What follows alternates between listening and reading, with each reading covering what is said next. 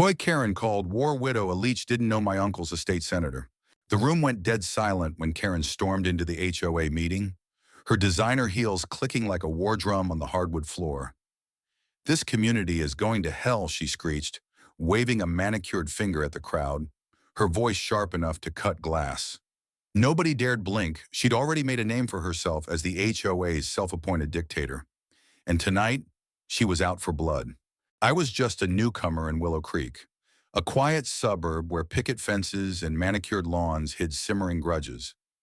My name's Emily, a 28-year-old graphic designer who moved here to escape the city's chaos. I'd heard about Karen, everyone had. She was the kind of woman who'd fine you for planting daisies instead of roses, claiming they lowered property values. But I wasn't prepared for the storm she'd unleashed tonight, nor the fallout that would follow. The meeting was supposed to be routine budget approvals, landscaping updates, maybe a debate about holiday decorations. I sat near the back, sketching in my notebook, half listening as Karen took the floor. She was in her mid-40s, blonde hair teased to perfection, her face a mask of righteous fury.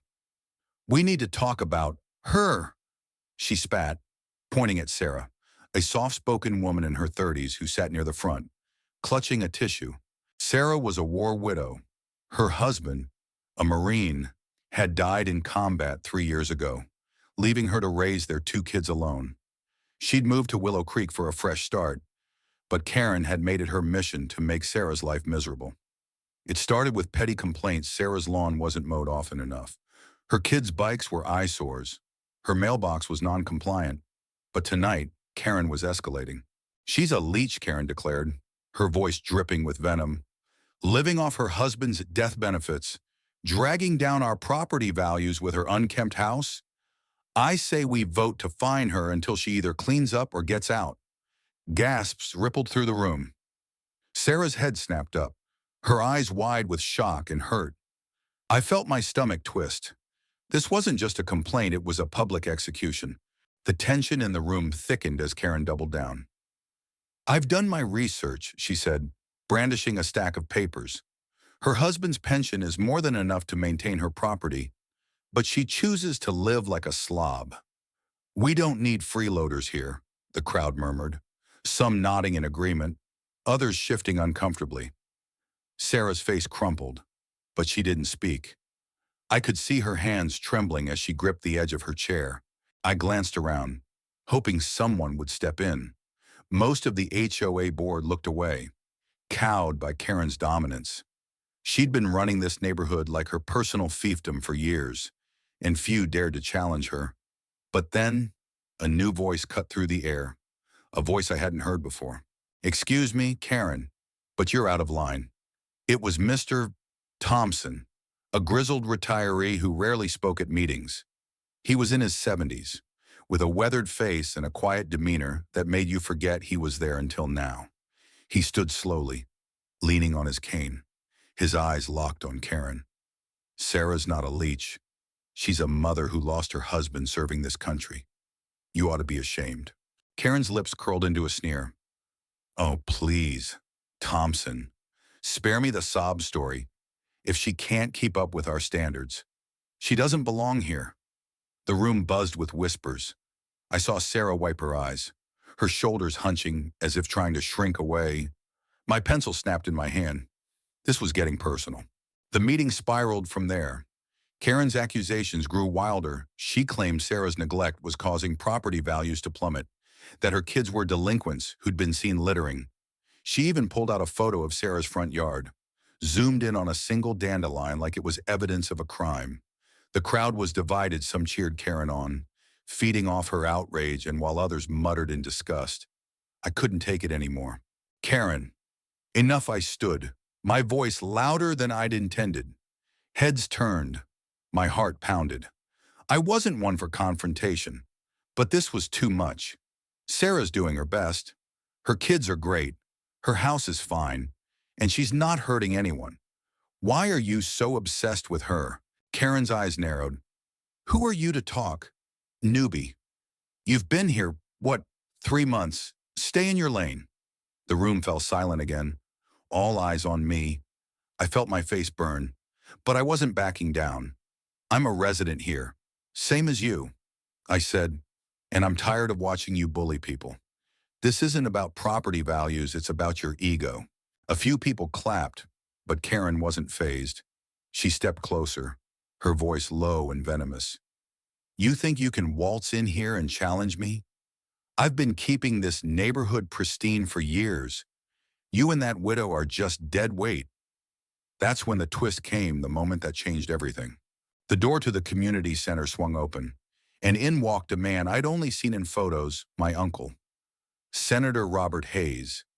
He was tall, silver-haired, with a calm authority that filled the room. I hadn't told anyone about him, partly because I didn't like name-dropping, partly because I didn't think it mattered. But Uncle Rob had heard about the meeting from a friend in town and decided to drop by. He'd been a state senator for a decade, known for his work on veterans' rights and community welfare, and he was not happy. Karen, is it? He said, his voice steady but sharp. The room froze. Karen's smug expression faltered. I've been listening outside, and I have to say, I'm appalled. You're attacking a war widow, a woman whose husband died for this country over weeds. You're calling her a leech while standing in a community built on the sacrifices of people like her. Karen stammered, clutching her papers. I didn't mean it like that. Senator, I'm just trying to protect our neighborhood. Protect it from what Uncle Rob cut her off. From a single mother trying to raise her kids. From a woman who's grieving. He turned to the crowd. I've seen a lot in my years in office, but this is one of the most shameful displays I've ever witnessed. And I'm not the only one who thinks so. He pulled out his phone and played a recording Karen's voice, loud and clear, from a voicemail she'd left Sarah last week.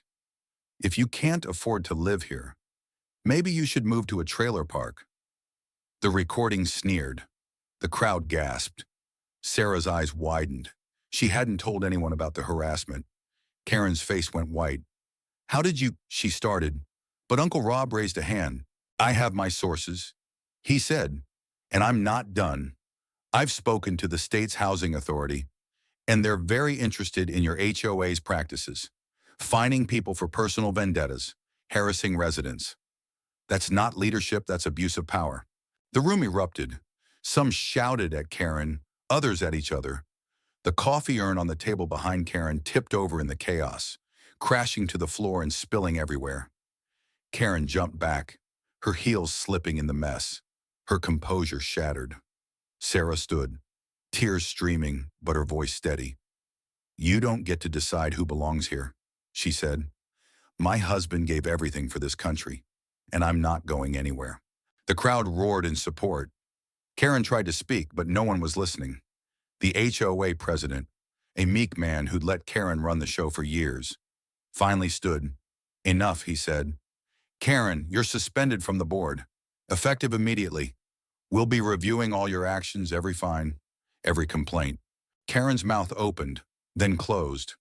She grabbed her purse and stormed out, leaving her papers scattered on the floor. The room buzzed with chatter, but Sarah just sat down, her kids rushing to hug her. I caught Uncle Rob's eye. He gave me a small nod.